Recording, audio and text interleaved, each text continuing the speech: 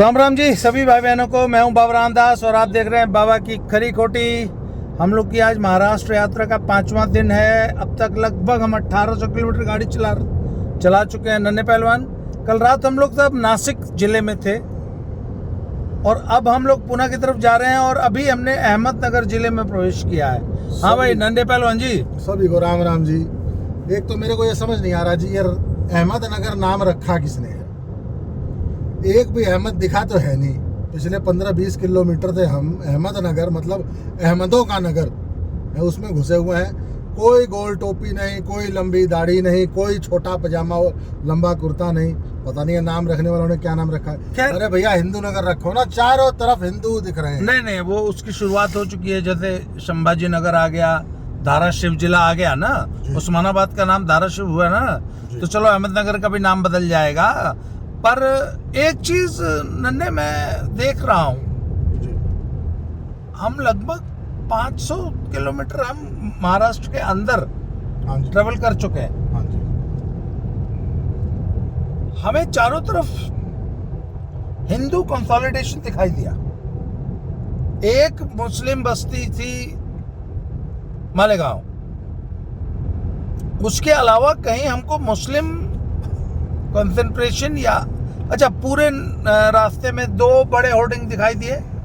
एक वो निर्दलीय जो पहलवान जी थे उनका जी, और एक शरद पवार की पार्टी के एक नेता का। जी। ओवरऑल जितने भी लोगों से बात हुई, तो क्या आप पहले तो अपनी टिप्पणी करो। कल शाम को हम MG रोड गए थे पुणे। हमें कुछ सामान लेना था अपने कैमरे से रिलेटेड। ट्राइपॉड एक नया लिया, एक हैंड स्टैंड लिया। तो गलती से हम भाई गूगल कभी कभी ना आपको गलत जगह ले जाता है, तो हम गलती से एक सुनसान से मोहल्ले में घुस गए जहां हमारे 4-5 गोल टोपी भाईजान लोग हमसे मिले। आप यकीन नहीं मानेंगे बाबा जी, इतने प्यार से मिले। मैंने उनको शीशा नीचे करके मैंने पूछा, मैं कहा भाई साहब रिलायंस डिजिटल के जाना है। कहता वो आपको गलत ले आया। हंस के, बड़े प्यार से हंस के गलत ले आया। आप ऐसा करो पीछे जाओ, यू टर्न लेके फिर आप उधर जाना, और मेन रोड पे ही है। पता है बाबा जी इसका असली मूल कारण क्या है?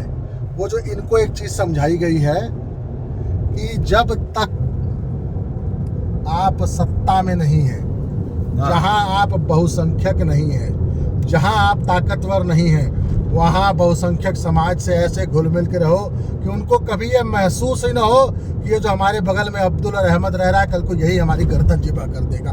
कश्मीर में क्या हुआ था, कश्मीरी पंडितों के साथ क्या हुआ? क्योंकि बगल वाले अब्दुल चाचा इतने प्यार से रहते थे कि कश्मीरी पंडितों को उस दिन एहसास न हुआ कि अब्दुल जो कल तक मेरी बेटी को अपना मामू और चाचू बता रहा था, आज वही मेरी बेटी की इज्जत के पीछे पड़ा हुआ है। तो जो अब्दुल और अहमद की वो जो फिलॉसफी है ना कि जहाँ अल्पसंख्यक हो वहाँ इतने प्यार से रहो कि ये बहुसंख्यक हिंदू समाज कभी ये समझ ही ना पाए कि अब्दुल के और अहमद के हमारे बगल में एक जो है सांप पल रहा है। उनको ये कभी समझ ना आए। पूरे महाराष्ट्र की मालेगांव यात्रा के दौरान मुझे एक चीज़ समझ आई कि मालेगांव में आपको याद है 3-4 इंसिडेंट हुए। तो लोग एक ही चीज़ देख रहे थे कि एक भगवाधारी 2 लोग और गाड़ी में है, बड़ी सी गाड़ी है, हरियाणा नंबर है, और वो ये कैमरे से रिकॉर्डिंग्स क्यों कर रहे हैं, और उसमें 2 मोटरसाइकिल में सवार 5 युवकों ने तो आपत्ति भी की। तो आपको एक बात समझ आई ना कि ये अपने इलाके में हमारा इन्फिल्ट्रेशन एकदम नहीं चाहते। ये एकदम नहीं चाहते कि हमारे इलाके में कोई हिंदू पेनिट्रेशन हो। जहाँ ये बहुसंख्यक है वहाँ ये आपको घुसने नहीं देंगे, जीने नहीं देंगे। मतलब अल तकिया, इसको इनके लिए, इनके पास इसके लिए एक टर्म है अल तकिया, कि जैसी जहाँ परिस्थिति देखो वहाँ पर पीसफुल हो जाओ, और जैसे ही मौका मिले वहां फिर छोटे छोटे पीसफुल हो जाओ। अच्छा, अब आ जाते हैं जरा पॉलिटिकल कंसोलिडेशन पे। 500 किलोमीटर की यात्रा में आपको क्या समझ में आया अब तक? जिस दिन पहले दिन हम मालेगांव पहुंचे हैं, तो जब हम एंटर किए हैं मालेगांव, तो हम मुस्लिम बहुत सेंट्रल मालेगांव से फिर हम आउटर मालेगांव चले गए हैं। दादा भूसे आपने मुझे रात को बोला ना कि कुछ मीठा खाने का मन है, तो मैंने कहा बगल में आइसक्रीम पार्लर है, आइसक्रीम ले आता हूँ। कहाँ लेते हैं? तो वहाँ 4 यंग लड़के, एज होगी 23 से 28 के बीच में। तो मैंने वैसे ही मजे लेने के लिए मैंने कहा इनसे पूछूंगा बीजेपी आ रही है, तो हो सकता है ये MBA वाले हों, तो भाई ये बोले कि देखो ये बीजेपी समर्थक आ गया। तो मैंने जानबूझ के मैंने कहा आप क्या? तो मैं कहा मैं तो हरियाणा से हो। मैं कहा हमसे तो गलती हो गई, कांग्रेस आते आते रह गई, लेकिन लग रहा है कि इधर महाराष्ट्र में एमपीए आ जाएगी। तो वो लड़के ना पहले तो कुछ बोले नहीं, तो फिर मैंने जब दूसरी बार वही सवाल किया, मैंने कहा लग रहा है कि उद्धव ठाकरे, तो उन लड़कों ने जो मुझे जवाब दिया ना, वो जवाब सुन के मुझे तो एक बार तो मुझे लगा कि मैंने कहा यार क्या बेचारों को फालतू मैंने टीज कर दिया, बेचारों की दुखती रग पे हाथ रख दिया। पता उन्होंने क्या जवाब दिया कि जो धोखा उद्धव ठाकरे ने हम शिव सैनिकों को, हम हिंदुओं को दिया है, ऐसा धोखा तो नरेंद्र मोदी नरेंद्र मोदी कहता ऐसा धोखा तो राहुल गांधी ने भी कभी नहीं दिया था। कहता हम कभी एक्सपेक्ट ही नहीं करते थे कि उद्धव ठाकरे मुसलमानों के नेता हो जाएंगे, मुसलमानों के जिगर का टुकड़ा हो जाएंगे। मतलब उन बच्चों के ना मुंह पे दर्द दिख रहा था, और वो कह रहे थे शिंदे भाव के साथ है शिव सैनिक, कोई उद्धव कुछ नहीं। तो ये हाल है हिंदू कंसोलिडेशन का मालेगांव में जी। तो ओवरऑल अभी तक आप पूरे महाराष्ट्र के ओवरऑल टिप्पणी क्या है आपकी? जहां तक मुझे महसूस हो रहा है कि BJP plus Eknath Shinde plus अन्य पार्टियां मिलके 180 से 210 सीट, मैं मोदी जी वाला काम नहीं करता कि 400 कह के 240 पे रह गया। मैं उसमें आपको एक बात बता दे रहा हूँ, नाम नहीं लूंगा, एक सीट का हाल बता रहा हूँ कि जब उस सीट से माननीय सांसद साहब को लगा, सिटिंग सांसद को, करे यार 2019 के चुनाव तो मैं हार जाऊंगा, तो उन्होंने कल बल छल दारू पैसा सब कुछ का इस्तेमाल किया।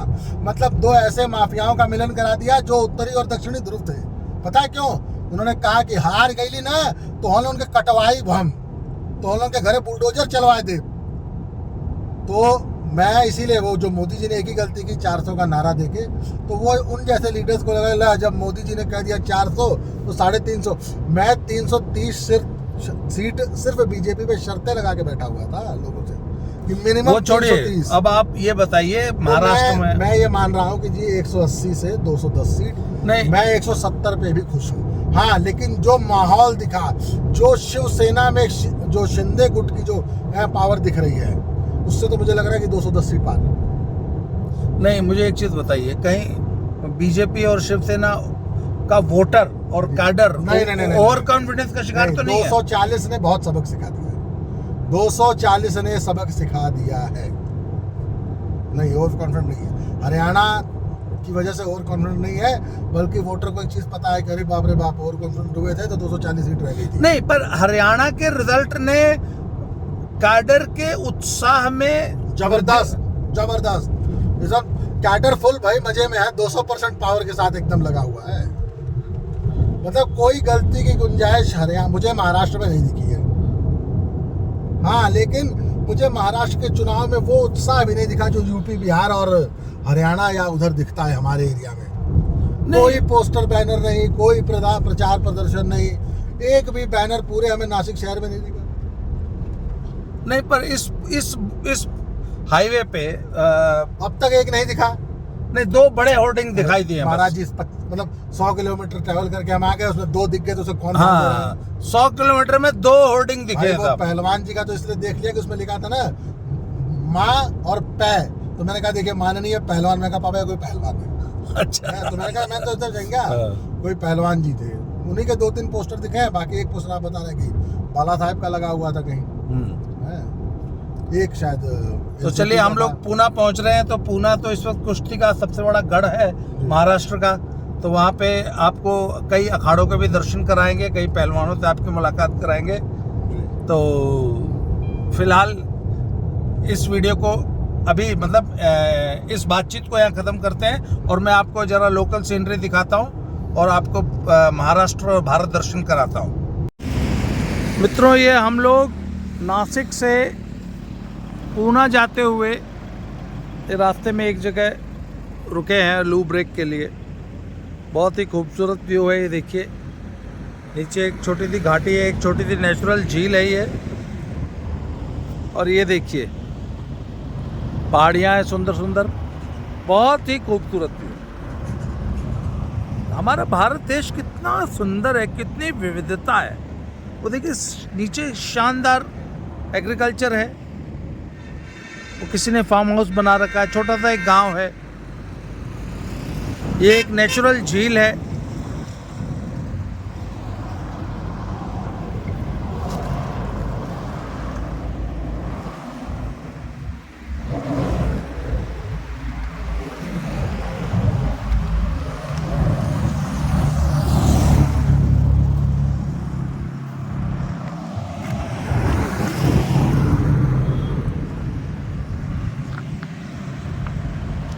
ये हमारी गाड़ी है।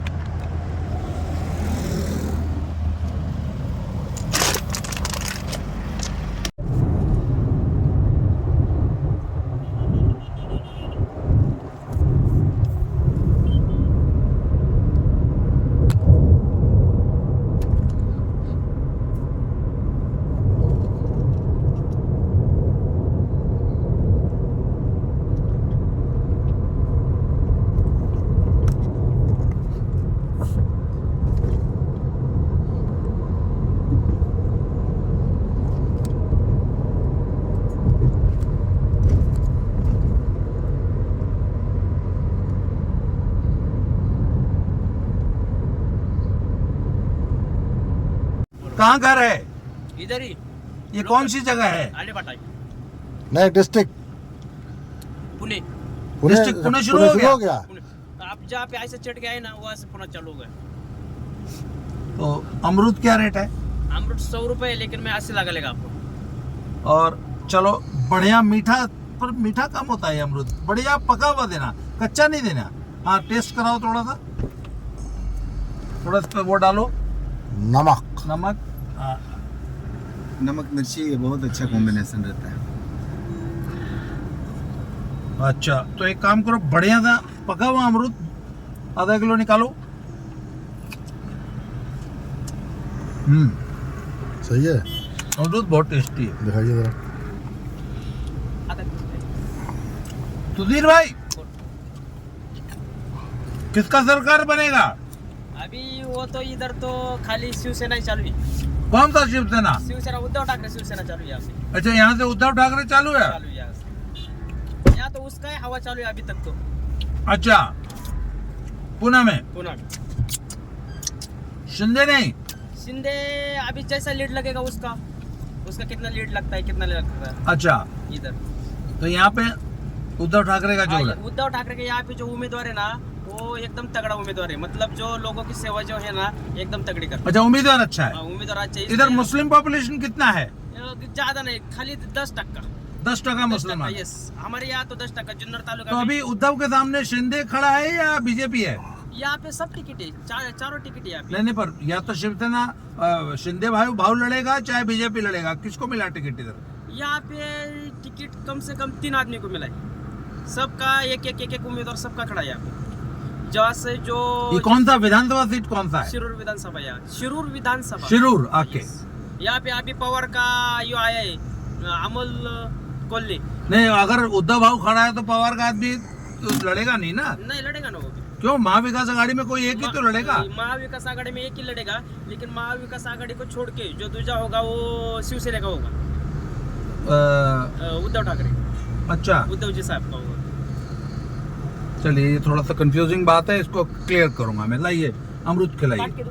अमरूद बहुत टेस्टी है बाबा जी, मजा आ गया। अमरूद बहुत अच्छा है आपका। Yes sir. संगमनेर से उधर अपने उधर बताइए, महाराष्ट्र में किसका है गवर्नमेंट? कांग्रेस। कांग्रेस का आएगा। Very good. ऐसा कारण क्या है? काम अच्छे उनके। 2.5 साल तो सरकार में रही है, काम क्या कर दिया? काम हमारे सरकार में बहुत प्रगति हो गई। अच्छा हो गई, गुड, ठीक है, थैंक यू। ओके।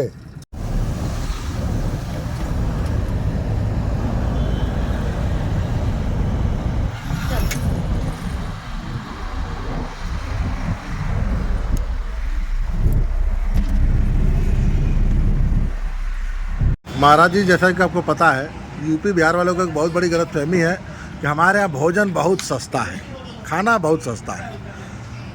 3 दिन हो गए महाराष्ट्र में ट्रैवल करते हुए। एमपी में खाना सस्ता है, लेकिन आपको लगता नहीं कि महाराष्ट्र में कुछ ज़्यादा सस्ता और क्वालिटी कुछ ज़्यादा ही अच्छी है? आज भी महाराष्ट्र में 15 से 20 रुपया का वड़ा पाव, वो उसल पाव, मिसल पाव, बटाटा जो भी।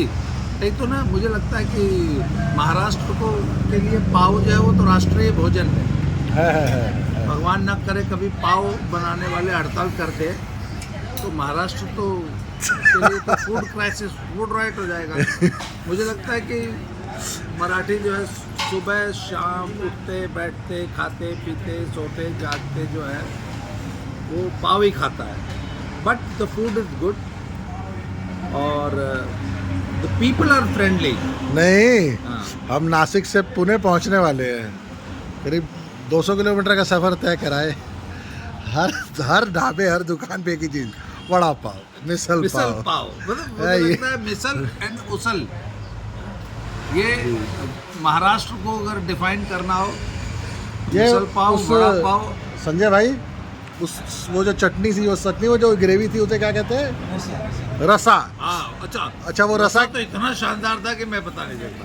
उस रसे में बरोबर ना, देखिए हाईवे के ढाबे बड़े आमतौर पे महंगे होते हैं, पर मैंने सबसे अच्छी एक चीज़ देखी कि हाईवे के ढाबे पर भी 3 आदमी। नहीं, मैं लोग को दिखा रहता हूँ कि हाईवे है भैया। ये देखिए साहब, ये सामने ये पुणे नासिक हाईवे है, इसके ऊपर पाव 15 रुपये, बड़ा पाव बड़ा पाव 15 रुपये, मिसल पाव मुझे लग रहा है 30 या 35 रुपये है। और ऐसे ही कोई भी डिश 15, 20, 25, 30। 3 आदमी का नाश्ता 150 रुपया, 120, 30। हाँ, अच्छा, पीछे अभी हमने इतना शानदार नाश्ता किया जिसमें बहुत शानदार, उसने ताज़ा नए किस्म के समोसे बनाए थे, छाछ पी, चाय पी, आप लोगों ने बड़ा समोसा पाव खाया, हाँ, एंड द बिल वाज, चाय भी पी, 130 रुपये बिल था। 130 रुपये, and that joint was excellent. कितने मतलब आतिथ्य भाव, तो लोग बहुत सहृदय हैं, द वेरी लविंग पीपल। सर्व करते हैं स्माइल के साथ। हाँ, बहुत सेवा भाव बहुत है, और एक्सीलेंट, वंडरफुल एक्सपीरियंस। महाराष्ट्र आइए, रोड ट्रिप कीजिए, मज़ा आएगा आपको। हमारी डिशें आने वाली हैं, इस व्लॉग को कंटिन्यू करेंगे। एक बार आपको दिखाएंगे हमने क्या क्या डिश मंगाई है अपने लिए। ये यहाँ पे कोई मटका स्टाइल झालमुड़ी, प्याज की पकौड़ी, ये होता है जी रसा, यही होता है वो रसा। बाबा जी, कैसा लगा आपको स्वाद पकौड़ी का? बहुत बढ़िया, एंड झालमुड़ी बहुत अच्छा, एक नंबर। तो दोस्तों, पुणे पहुंच चुके हैं। पुणे में हमारे होस्ट हैं भाई विनोद शर्मा जी। अभी हम लोग यहाँ पे 1-2 मीटिंग्स हैं हमारी, बहुत सारे लोग हमारा इंतज़ार कर रहे हैं। अभी just we have reached Pune. तो विनोद भाई, आप अकोला से हैं? हाँ, अकोला के, राइट। तो अभी राइट से चलेंगे हम लोग। तो विनोद भाई, क्या पोजीशन है बताइए, आप बता रहे थे। महाराष्ट्र की, पुणे की। पहले पुणे की बताइए। पुणे में कंडीशन 100%। वोटिंग के दिन यहाँ के एजुकेटेड जो लोग हैं, आराम से राइट हैंड पे लेना, इधर लेफ्ट लेना। तो एजुकेटेड जो लोग हैं, ये समय पर अपना हिसाब बताते हैं, ये हाथ बताते हैं अपना। अभी कुछ भी दिखे, लेकिन जिस दिन इलेक्शन आते हैं उसके 1-2 दिन पहले यहाँ के लोग इतने अलर्ट है कि ये बिल्कुल इधर उधर सरकते नहीं। क्योंकि यहाँ से ही लोकसभा की सीट मावड़ प्रांत की बीजेपी ने जीती थी। बहुत लोग बोल रहे थे कि ये हारेगा, वो हारेगा, लेकिन ऐसी बात नहीं रहती। पुणे में लोगों का लिटरेसी, लोगों का अंडरस्टैंडिंग, लोगों का सेंस जो है वो बहुत ही जागरूक है। तो यहाँ पर 100% मेहनत तो करना ही पड़ेगा, लेकिन बीजेपी 100% यहाँ से आने वाली है। अच्छा, और महाराष्ट्र के क्या पोजीशन है, आप बता रहे थे? महाराष्ट्र में बीजेपी को 110 के ऊपर मिलने वाली है। और क्या बोलते हैं इसको, शिंदे को 35-40 तक मिल जाएंगी। तो ओवरऑल महायुति को 150 तक जाएंगे, ये 100% जाएंगे। चलिए तब, तो हम लोग यहाँ पे एक मीटिंग के लिए अभी आ चुके हैं। तो इसके बाद हम जो है अगला जो भी हमारी एक्टिविटीज होंगी वो आपको अपडेट करते रहेंगे।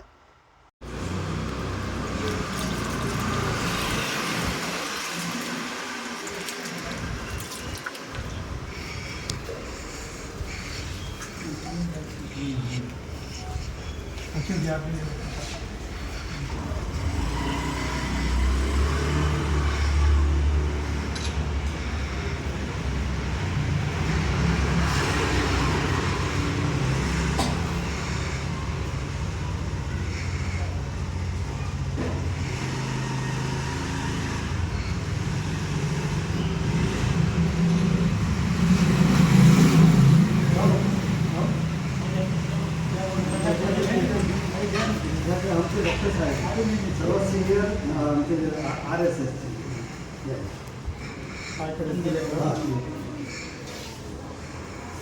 न इंद्रो रुद्रस्रवाः स्वस्ति न पूषा विश्ववेदाः स्वस्ति नस्तारक्षो अरिष्टनेमिः स्वस्ति नो बृहस्पतिर्दधातु।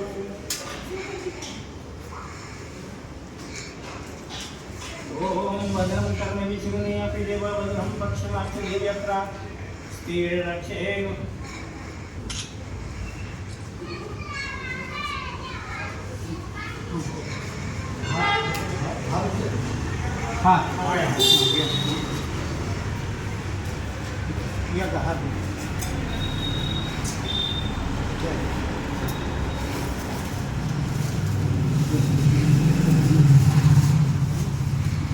आगतमस्तु सुस्वागतमस्तु स्वागतमस्तु प्रस्तुति प्रस्तुति प्रस्तुति।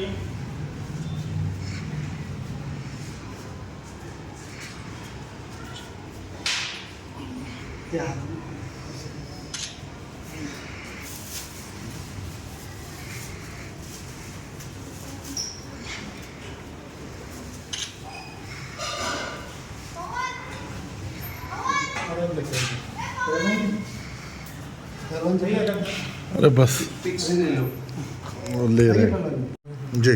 हमारा जो मराठों का, अपने हिंदुओं का जो पानीपत के अंदर जो हार हुई थी अहमद शाह अब्दाली, तब से अपना हिंदू स्वराज्य मराठा साम्राज्य यहाँ से पूरा की पूरा नष्ट होना चालू हो गया। और मुगलों का राज आना, पूरे मुगलों ने अपनी जो कदम थे यहाँ पर जड़ें उसकी मजबूत होना शुरू हो गई। बहुत शर्मनाक हार थी और हमारा सर पूरा झुक गया था कि अब हमारा क्या होगा। फिर उसके बाद में जब 14 में अच्छा हमारा जो रिजल्ट आया, मोदी जी प्राइम मिनिस्टर बने, हमारे अकोला में जो परिस्थिति थी या हमारे साइड में विदर्भ में जहाँ पर जो मोहल्ले, बहुत सारे 70% ऐसे मोहल्ले कि जहाँ से हिंदुओं ने पलायन कर लिया था, भाग रहे थे वहाँ से, और जिनकी प्रॉपर्टी 1 करोड़ की है वो 30-30 लाख में, जहाँ पर 80% हिंदू थे वहाँ पर अभी 10% हिंदू बचे हैं। ऐसी परिस्थिति हमारे इलाके के अंदर। मैंने खुद ने भी सोच लिया था कि मुझे भी जंगल में जाकर एक आधा घर बनाना है और वहाँ रहना है, लेकिन मोदी जी आए और ऐसा करिश्मा हुआ, ऐसा आत्मविश्वास आया कि हमको ये देश जीने के लायक लगने लगा पहला। लेकिन उसके बाद में अभी जो 24 का इलेक्शन हुआ उसके अंदर जो हमारी हार हुई, ओरिजिनली जीत हो गई, 240 मिल गए, लेकिन 240 हमारे लिए वो भी शर्मसार करने वाली घटना थी। हमारा सर तभी भी झुक गया। लेकिन बाबा जी आप लोगों का हम बहुत आभार प्रकट करते कि आपने हरियाणा में जो इलेक्शन लड़ा, एक तरफ से ये परिस्थिति थी मुगलों की यानी मुसलमानों की, और दूसरी तरफ से परिस्थिति थी खालिस्तानी लोगों की, और खालिस्तानी लोग तो अपने को जिंदा भी छोड़ नहीं सकते थे, ऐसी परिस्थिति थी। वहां पर कनाडा से उन्होंने जो हालत पैदा कर दिए थे, उसके सामने बाबा जी ने एक वीडियो बनाए थे और वो वीडियो में बताया था कि ये मोदी जी बोले सारा दुनिया में जब घूमते रहते तब बोले 56 इंच का सीना लेके घूमते, लेकिन जब बोले वो खालिस्तानी लोगों के सामने चले जाते तब अपने हथियार डाल देते। याद होगा बाबा जी आपको। और वो सही बात थी वो कि हमारी सरकार उनके सामने उनकी इज्जत करती, उनका जो बलिदान है उसकी इज्जत करती, उनका हम बहुत मान रखते। और पूरे हिंदुस्तान में ये लोगों का, सिख लोगों का, पंजाबी लोगों का इज्जत किया जाता है। लेकिन आप लोगों ने बाबा जी, आप लोगों ने जितने आपका जो यूनिट था, आपके साथ में जो लोग थे, नन्हे पहलवान जी थे, भाई साहब थे और बाकी भी जो लोग थे, इन्होंने जो उस समय पर वीडियो भी बनाए और आप लोग जो हरियाणा में सब गांव में जो घूमे, लोगों को जो जागरूक किया, और जिसके वजह से हरियाणा की जीत हमारे हाथ में आई और हमारा सर एक बार फिर हम बहुत ताकत से खड़े हो गए, हम लड़ने के लायक हो गए।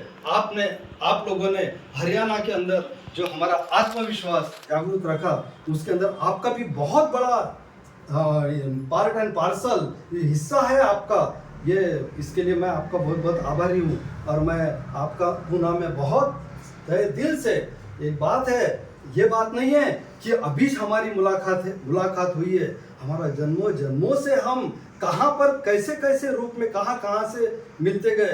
वास्तविक देखा जाए तो आपकी मेरी पहली मुलाकात है, इसके पहले हमारी बात भी नहीं हुई, लेकिन वो ऊपर वाला जो भेजता है, किसी को भी मिलाता है, उसके पीछे कोई तो भी बहुत बड़ा उद्देश्य रहता है। और फिर मैंने लोगों से बात किया, लेकिन फिर मैंने सोचा नहीं, बाबा जी को यहाँ पर अपने को किसी भी हालत में अपने को पुणे में इंट्रोड्यूस नहीं, बाबा जी को सभी जानते हैं, लेकिन यहाँ के लोगों के दिलों के पास में मुझे मालूम है कि बाबा जी जहाँ भी खड़ा हो जाएंगे वहाँ पर एक अलग माहौल पैदा हो जाएगा। और नन्हे पहलवान तो ऐसे है, इनकी पर्सनैलिटी ऐसी है कि ये रावण जो लोग रहते, इनके बीच में जैसे रावण के सामने अंगद ने पैर रखा था और वो कोई हिला नहीं सका था, ऐसे हमारे नन्हे पहलवान जी है, बाबा जी के साथ में है, गॉड गिफ्ट है। मैं उनका भी बहुत बहुत आभार